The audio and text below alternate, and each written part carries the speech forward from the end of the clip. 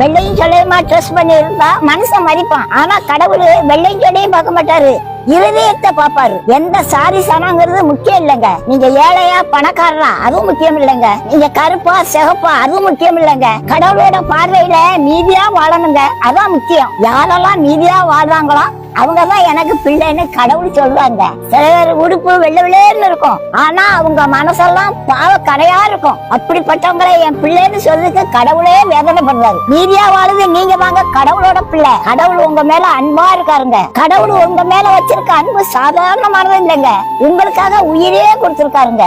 இதை விட பெரிய அன்பு உலகத்துல எதுவுமே இல்லைங்க. நீங்க யாரா இருந்தாலும் சரி, எந்த சாதி ஜனமா இருந்தாலும் சரி, கடவுளுக்கு பயந்து நீதியா மட்டும் வாழ்ந்துருங்க. அவங்க இல்லப்பா நீ தான் என்னோட பிள்ளைன்னு கடவுள் சொல்வாரு. பாகுபாடு இல்லாம எல்லா மக்களையும் நேசிக்கிறவர் தான் கடவுள். மனுஷர் முகத்தை பார்ப்பான், கடவுள் இருதயத்தை பார்க்காரு.